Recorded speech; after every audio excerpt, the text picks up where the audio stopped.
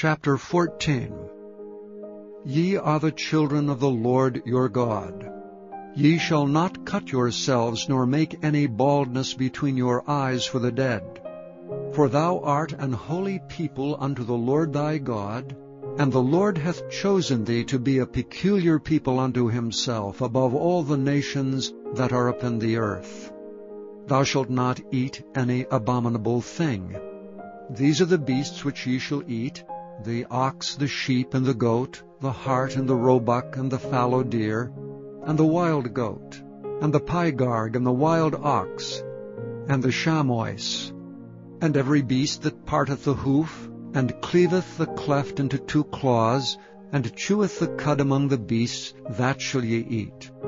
Nevertheless these ye shall not eat of them that chew the cud, or of them that divide the cloven hoof, as the camel, and the hare, and the coney.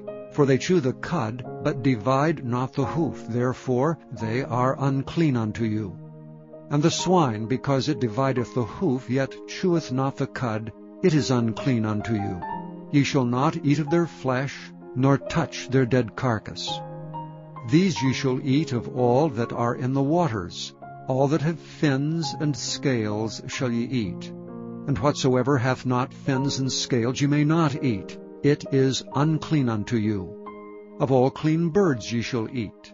But these are they of which ye shall not eat: the eagle, and the ossifrage, and the osprey, and the glede, and the kite, and the vulture after his kind, and every raven after his kind, and the owl, and the nighthawk, and the cuckoo, and the hawk after his kind, and the little owl, and the great owl, and the swan, and the pelican, and the gyre eagle, and the cormorant, and the stork, and the heron after her kind, and the lapwing, and the bat.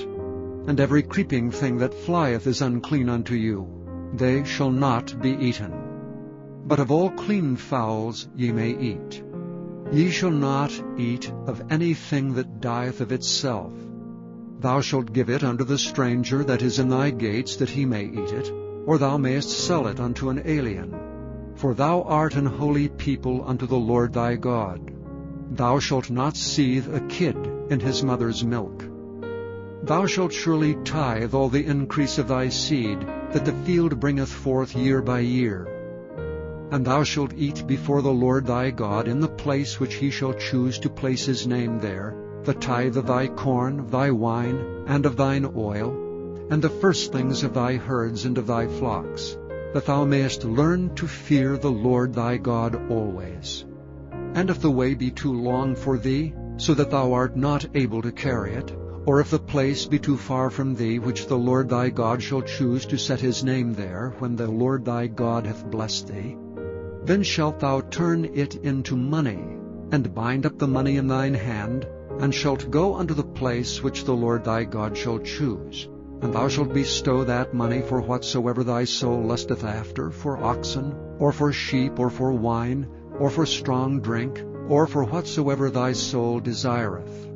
And thou shalt eat there before the Lord thy God, and thou shalt rejoice, thou and thine household, and the Levite that is within thy gates. Thou shalt not forsake him, for he hath no part nor inheritance with thee.